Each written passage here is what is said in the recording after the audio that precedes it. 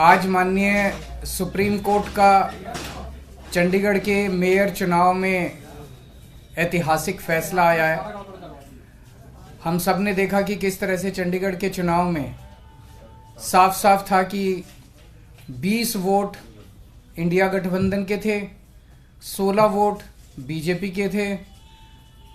20 में से 8 वोट किस तरह से इंडिया गठबंधन के वोट गलत तरीके से इनवैलिड डिक्लेयर कर दिए गए और इंडिया गठबंधन के कैंडिडेट कुलदीप कुमार को हारा हुआ डिक्लेयर कर दिया गया, बीजेपी के कैंडिडेट को जीता हुआ डिक्लेयर कर दिया गया।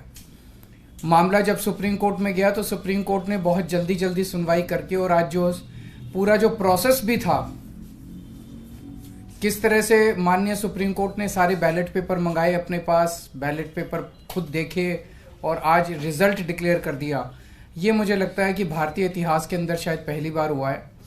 हम सुप्रीम कोर्ट का बहुत बहुत शुक्रिया अदा करते हैं कि इतने कठिन समय में आज जो देश के अंदर जो हालात हैं, पूरा डिक्टेटरशिप चल रही है, जनतंत्र को कुचला जा रहा है जगह जगह, सारे इंस्टीट्यूशंस जो हैं वो एक तरह से कुचले जा रहे हैं, रौंदे जा रहे हैं। ऐसे में सुप्रीम कोर्ट का ये जो फैसला है ये बहुत मायने रखता है जनतंत्र के लिए और जनतंत्र को बचाने के लिए ये सुप्रीम कोर्ट का फैसला बहुत अहम है। इंडिया गठबंधन, इसलिए हम सुप्रीम कोर्ट का बहुत बहुत शुक्रिया अदा करते हैं। इंडिया गठबंधन की ये बहुत बड़ी जीत है, पहली जीत है, बहुत बड़ी जीत है और बहुत बड़े मायने रखती है। एक तरह से उन लोगों से छीन के लाए हम लोग ये जीत। उन लोगों ने तो चोरी कर लिया था ये चुनाव, उन लोगों ने तो वोट चोरी कर लिए थे, लेकिन हमने हार नहीं मानी।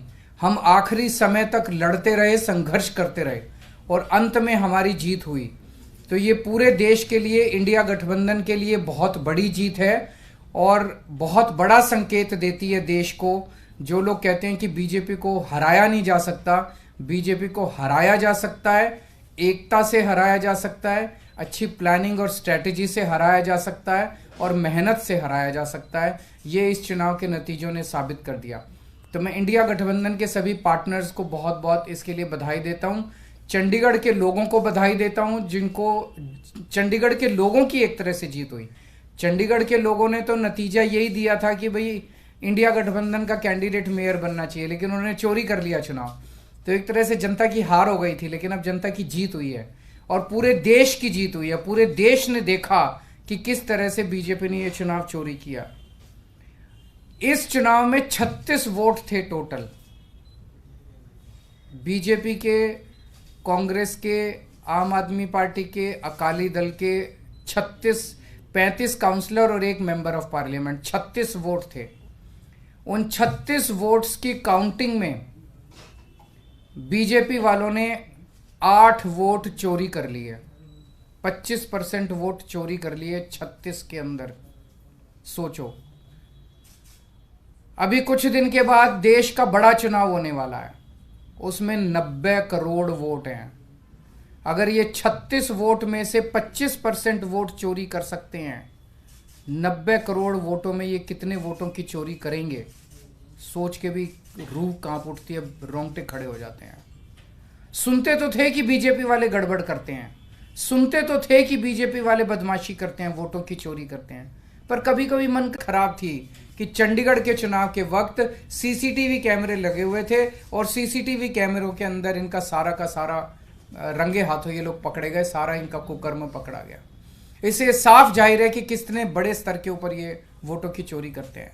अब बड़ा मसला ये है, पूरे देश को सोचना पड़ेगा कि अगर जनतंत्र नहीं बचेगा तो कुछ नहीं बचेगा। आज जितनी कॉन्फिडेंस के साथ ये कह रहे हैं 370 सीट आएंगी, 370 सीट आएंगी, एक तरह से देश के लोगों को चैलेंज कर रहे हैं ये लोग कि तुम्हारे वोट की जरूरत नहीं है हम लोगों को, हमारी तो आ रही है 370 सीट। तुम्हारे वोट की जरूरत नहीं है हम लोगों को, हमारी तो आ रही है 370 सीट। अगर उन्हें इतना कॉन्फिडेंस है 370 सीट का, कहां से आ रहा है ये कॉन्फिडेंस? कुछ तो गड़बड़ कर रखी है इन्होंने। और जिस देश, अगर किसी देश के अंदर चुनाव के पहले पार्टियां साफ साफ कहना चालू कर दे हमें वोट की जरूरत नहीं है, हमें लोगों की जरूरत नहीं है, उस देश के अंदर फिर जनतंत्र बहुत बड़ा खतरे में है। पूरे देश को मिलके, 140 करोड़ लोगों को मिलके जनतंत्र को बचाना पड़ेगा। इससे ये भी साफ है ये लोग चुनाव जीतते नहीं हैं, ये लोग चुनाव चोरी करते हैं। आज ये पूरे प्रकरण ने, चंडीगढ़ के पूरे चुनाव ने इन लोगों को बेनकाब करके पूरे देश के अंदर बेनकाब कर दिया इन लोगों ने। दूध का दूध और पानी का पानी हो गया। मैं फिर से एक बार इंडिया गठबंधन को बहुत बहुत बधाई देता हूं और माननीय सुप्रीम कोर्ट को बहुत बहुत शुक्रिया अदा करता हूं। अगर एक दो क्वेश्चंस आपके हैं तो। 3 पार्षद भी बीजेपी में चले गए, वो भी एक बड़ी चीज है कि इनका पूरा षड्यंत्र क्या था, कि षड्यंत्र था कि हमारे अब पार्षदों को तोड़ेंगे। ये चुनाव, जैसा मैंने कहा कि पहले तो पूरी कोशिश करते हैं ईवीएम में धांधली कर दो, इसमें धांधली कर दो, किसी भी तरह से चुनाव जी, अगर हार जाएं तो फिर ये काउंसलर्स को तोड़ना चालू कर देते हैं, एमएलएस को तोड़ना चालू कर देते हैं, सरकारें गिरानी चालू कर देते हैं, ईडी लगा देते हैं, सीबीआई लगा देते हैं, पैसे की गड्डियां फेंकते हैं उनकी तरफ, सब तरह से तोड़ने की कोशिश करते हैं। ये जनतंत्र थोड़ी है। सर इस चुनावों ने दिखाया कि कैसे अगर आम आदमी पार्टी और कांग्रेस मिल जाए तो बीजेपी को हरा सकते हैं। मैंने अभी यही बोला, हुआ तो क्या पंजाब में भी आप इस पर ये मैंने बोला कि किस तरह से अगर हम सारे लोग इकट्ठे हो जाएं, इंडिया गठबंधन के इस चुनाव ने एक बहुत बड़ा मैसेज दिया है। जो लोग कहते हैं कि बीजेपी को हराया नहीं जा सकता, बीजेपी को हराया जा सकता है अगर हम संगठित हो जाएं, एक हो जाएं, स्ट्रैटेजी से काम करें और मेहनत करें, हम बीजेपी को हरा सकते हैं। हमने ये चुनाव में हरा के दिखाया है। पंजाब में सोचेंगे दोबारा से? अभी नहीं, वो स्ट्रैटेजी जीतने की स्ट्रैटेजी है, आप उसमें चिंता मत करो, उसमें जीतेंगे। अभी कई सारे राउंड्स ऑफ डिस्कशन हो चुके हैं और काफी अंतिम स्टेज पे बाकी चीजें पहुंच चुकी है। बहुत जल्दी अनाउंस होगा उनके साथ गठबंधन। आपने पंजाब का क्लियर कर दिया, अकेले बाकी सारी चीजों पे बात हो रही है, बाकी सारे स्टेट्स में बात हो रही है और कई सारे राउंड्स ऑफ डिस्कशन हो गए हैं। काफी अच्छी बातचीत चल रही है और काफी एडवांस्ड स्टेज पे है। बहुत से आपके साथी हैं जो इंडिया अलायंस की बस में चढ़े तो थे लेकिन धीरे धीरे उतरने की कोशिश कर रहे हैं। सबका अपना अपना वो है। मैं आज आपको लगता है कि उनको देख आज के जो रिजल्ट उनको उम्मीद जगी होगी और वो वापस आ सकते हैं? जो लोग देश को बचाना चाहते हैं उन सब लोगों का इंडिया गठबंधन में स्वागत है। सर आपको लग रहा है लार्ज स्केल रिगिंग भी लोकसभा के समय ये अपोजिशन को, इंडिया ब्लॉक को अब डर है, जिस तरह का पिछले कुछ दिनों में घटित हुई है चीजें? देखिए, ईवीएम को लेके बहुत प्रश्न उठते रहते हैं। जैसे मैंने बताया, इनकी मल्टीपल स्टेजेस हैं। पहले तो ये चुनाव में गड़बड़ करते हैं, तरह तरह की गड़बड़े करते हैं, वोटर लिस्ट गड़बड़ कर देते हैं, ईवीएम के अंदर गड़बड़ी की बहुत सारी शिकायतें और बहुत सारे वो आए हैं, लेकिन उसके ऊपर कभी भी इन लोगों ने जनता का विश्वास जीतने के लिए ईवीएम के गड़बड़ी जो आरोप लगे उसको इन्होंने जनता का विश्वास स्ट्रेंथन नहीं किया। तो ईवीएम के उसके बावजूद भी अगर ये कहीं चुनाव हार जाएं तो फिर ईडी है, ईडी छोड़ देते हैं, सीबीआई है, सीबीआई छोड़ देते हैं, उससे भी कोई नहीं माने, पैसे फेंकते हैं उसके तरफ, उसके बाद ये एमएलए और एमपी तोड़ लेते हैं। इस तरह से जनतंत्र मल्टीपल लेवल पे अब खतरे में है और जनतंत्र सबसे इंपॉर्टेंट है देश के अंदर। जनता की चलनी चाहिए, जनता अपनी सरकार चुने।